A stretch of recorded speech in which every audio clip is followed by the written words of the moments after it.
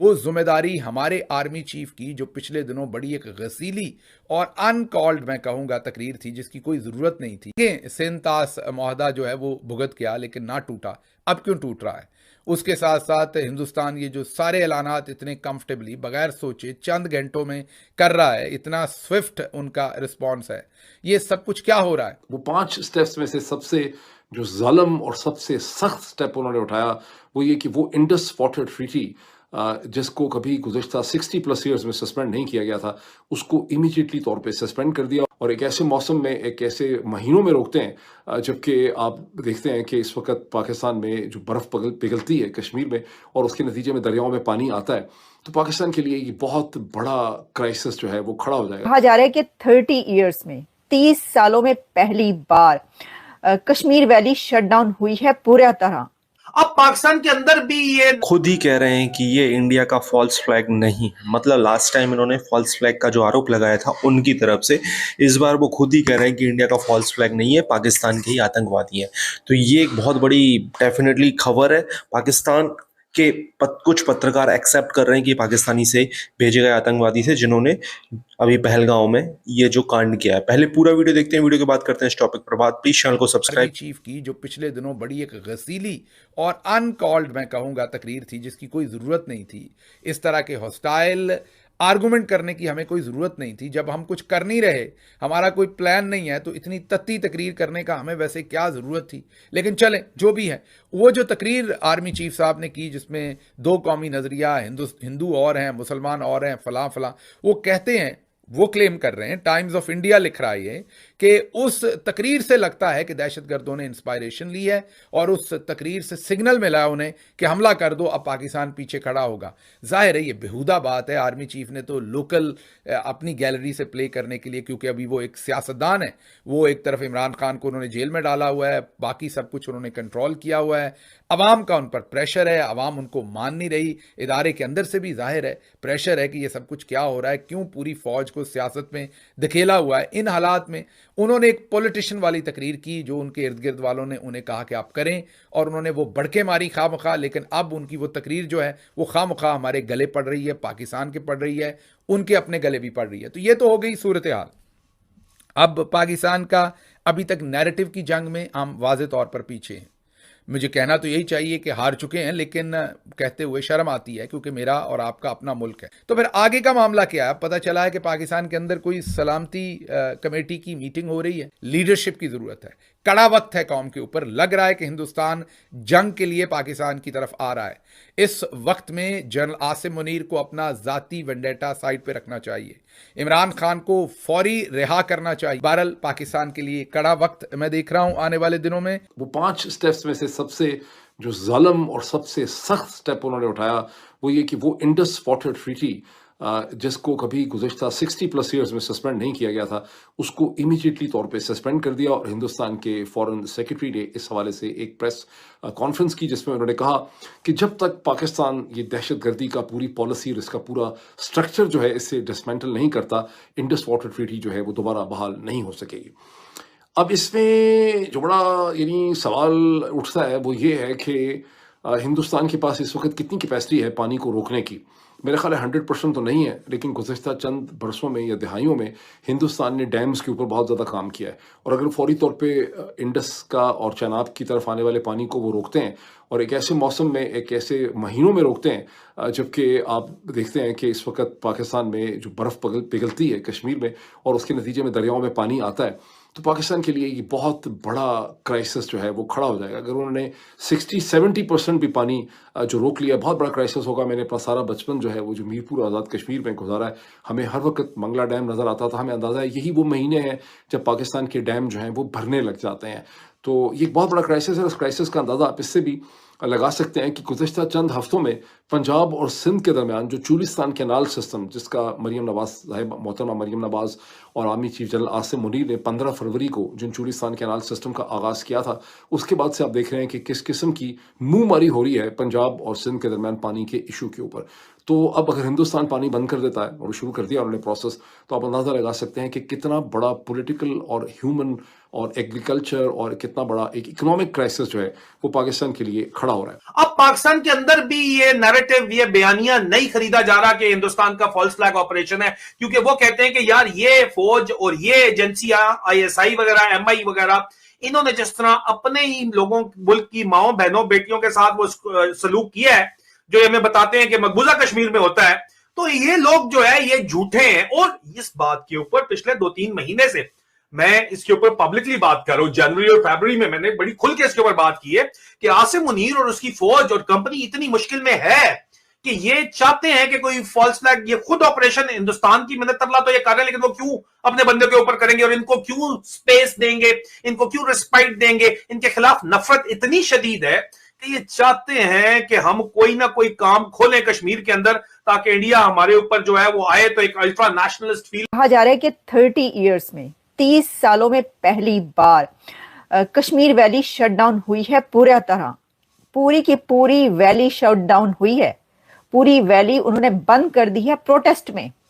कश्मीरी इस वक्त यूनाइटेड हो चुके हैं इस हमले के बाद, और उन्होंने कहा है कि ये दहशतगर्दी का हमला है और हम इस हमले को और हमला करने वालों को कंडेम करते हैं।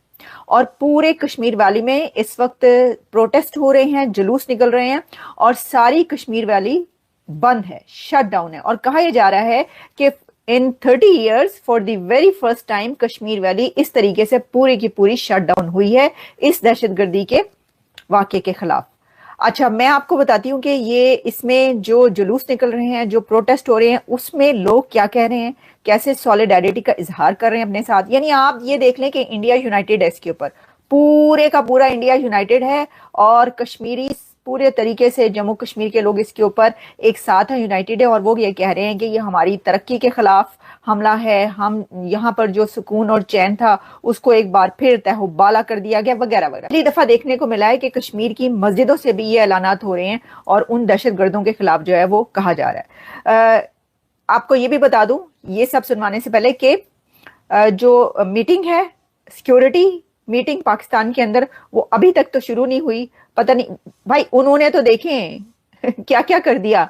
चंद घंटों के अंदर इतने बड़े बड़े स्टेप्स ले लिए आपके खिलाफ कि उन्होंने इंडस वाटर ट्रीटी को सस्पेंड कर दिया, उन्होंने आपके सब लोगों को वापस जाने के लिए कह दिया कि निकल जाओ भारत से, उन्होंने सारे जो डिप्लोमेट्स थे एक्सपेल कर दिए। और कोई ये कह रहा था, मैं देख रही थी कि जी सुप्रीम कोर्ट बार एसोसिएशन कह रही है कि भारतीय सिफारतकारों को 48 घंटे में मुल्क छोड़ने का हुक्म दिया जाए। ओ भाई साहब, उन्होंने पहले ही अपने सिफारतकारों को वापस बुला लिया। उन्होंने कहा वापस आ जाओ, हमने कोई ताल्लुक नहीं रखना, ना हमारे सिफारतकार वहां पर रहेंगे, ना हमारे अताशी वहां पर होंगे, ना इनके हम यहां पर रहने देंगे। कि 3 जंगें सिंतास मुआहदा जो है वो भुगत किया लेकिन ना टूटा। अब क्यों टूट रहा है? उसके साथ साथ हिंदुस्तान ये जो सारे ऐलानात इतने कंफर्टेबली बगैर सोचे चंद घंटों में कर रहा है, इतना स्विफ्ट उनका रिस्पॉन्स है, ये सब कुछ क्या हो रहा है?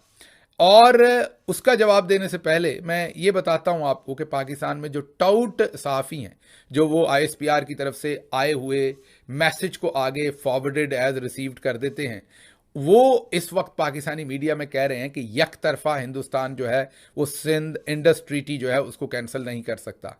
बिल्कुल कागजात में यक तरफा नहीं कर सकता। असूल की बात भी यही है, गालिबन आलमी बैंक ने ये मुआहदा करवाया हुआ है। असूल की बात भी यही है कि आप यक तरफा कोई मुल्क भी इस ट्रीटी को अब कैंसिल नहीं कर सकता। लेकिन पंजाबी में कहते हैं तगड़े दे 70वीं 100, मीन 100 में 5 बार 20 होता है। जो तगड़ा होता है वो चाहे तो वो कहेगा 100 में 7 बार 20 होता है, मीन 7 दफ़ा 20 मिले तो फिर 100 होता है। तगड़े की अपनी गिनती है, अपनी मर्जी है। आज हिंदुस्तान देखें कहाँ पे खड़ा है। मोदी जो है वो सऊदी अरब जाता है तो उन्हें जो प्रोटोकॉल मिलता है वो हम ख्वाब में भी नहीं सोच सकते। सऊदी जो फाइटर प्लेन्स हैं वो उन्हें एस्कॉर्ट करते हैं। सऊदी प्रिंस या सऊदी पूरी हुकूमत उन्हें स्ट्रेटेजिक अलायंस उनके साथ डिक्लेयर करती है। सबसे बड़ा बिजनेस पार्टनर इस वक्त सऊदी अरब का वो हिंदुस्तान है। अगर आप अमेरिका बहादुर की बात करें तो उनके वाइस प्रेसिडेंट जिनकी बीवी एक हिंदुस्तानी है, उन जिनके 2 बच्चे हैं और बच्चों ने हिंदुस्तानी कपड़े पहन रखे हैं, वो इस वक्त हिंदुस्तान में मौजूद है। आप उससे उनकी हिंदुस्तान के साथ कुर्बत का अंदाज़ा लगाइए। ये हादसा होने के चंद ही घंटों के बाद प्रेसिडेंट ट्रंप ने ऐसे ही ऐलान किया जैसे कोई बहुत ही करीबी अपने कज़न कंट्री के ऊपर कुछ हुआ हो। नेतन्याहू का भी ऐसा ही ऐलान है, ऑस्ट्रेलिया का भी ऐसा ही ऐलान है, जापान का, न्यूजीलैंड का, आप नाम लेते जाइए, आप बरतानिया का, आप किसी भी मुल्क का नाम लीजिए, सभी ने वैसे ही ऐलानात किए हैं। हिंदुस्तान इस वक्त मुकम्मल इन है और हम अनफॉर्चुनेटली मुकम्मल आइसोलेटेड। मुस्लिम उम्मा के अंदर हमारी क्या पोजीशन है वो तो आपको पता ही है, मुझे बताने की ज़रूरत नहीं है। हमारे वीज़ों पर पाबंदी लगी हुई है। हिंदुस्तान इस वक्त अपने आप को बहुत तगड़ा महसूस कर रहा है और वो तगड़ा है भी, सफारती तौर पर मैं बात कर रहा हूँ, वो तगड़ा है भी इस टाइम जो उसे इंटरनेशनल सपोर्ट है, मैं उस तनाजर में बात कर रहा हूँ। अगर आपके पास एक कदावर लीडर ना हुआ तो आप इस मुश्किल का मुकाबला करने के लिए आपको बहुत मुश्किल पड़ जाएगी। इसके अलावा जो स्टेप्स लिए उन्होंने कैबिनेट कमेटी फॉर सिक्योरिटी की मीटिंग में, जिसमें वाघा अटारी बॉर्डर जो है उसको बंद कर दिया गया, जो साख के वीज़ास पे लोग थे उनको कहा गया 48 घंटों में हिंदुस्तान छोड़ दें, जो लोग नॉर्मल वीज़ास पे आ चुके हुए थे, बॉर्डर स्टैंप हो चुका हुआ था, उनको 1 मई तक का टाइम दे दिया गया है। इसी तरह से पाकिस्तान के एम्बेसी के या काउंसलेट्स में, चूँकि एम्बेसडर्स लेवल पे या हाई कमिश्नर्स तो मौजूद नहीं है, तो उसके बाद जो वहाँ पे मिलिट्री अटैशेस थे, यानी मिलिट्री अटैशी, एयर अटैशी, नेवल अटैशी, उनको फौरी तौर पे कहा गया है कि आप छोड़ दें। इसी तरह से हिंदुस्तान ने इस्लामाबाद से, कराची से जो भी उनका इस किस्म का स्टाफ था उसको वापस बुला लिया।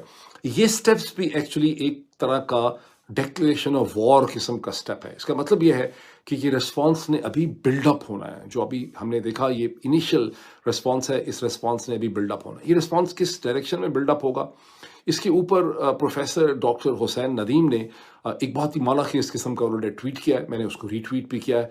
This is perhaps the best possible analysis जो अब तक किसी पाकिस्तानी ने इस हवाले से, पाकिस्तानी ओरिजिन स्कॉलर ने इस हवाले से दिया है।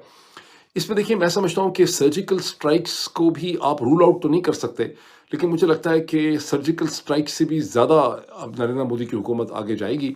और सर्जिकल स्ट्राइक्स अगर होंगी तो फिर वो इस किस्म की सर्जिकल स्ट्राइक्स होंगी कि इंडिया की डिमांड होगी कि पाकिस्तान इस पे कोई रिस्पॉन्ड ना करे और हिंदुस्तान को लश्कर तैयबा के जो टारगेट्स या उनके ठिकाने या उनके बेसिस हैं पाकिस्तानी पंजाब के अंदर, उनको या आज़ाद कश्मीर में कहीं हैं, उन्हें डिस्ट्रॉय करने की उनको उसी तरह से इरादत हो जिस तरह से कि इसराइल हमला करता है और आगे से कोई रिस्पॉन्स नहीं होता। इसकी एक पॉसिबिलिटी। और इसमें आप देखेंगे कि अमेरिका, इंटरनेशनल पावर्स, यूरोप, इन सब का पाकिस्तान की हुकूमत के ऊपर बेतहाशा जो है वो दबाव होगा। यहाँ हिंदुस्तान जनरल मोबिलाइजेशन भी कर सकता है, इसको आप रूल आउट नहीं कर सकते।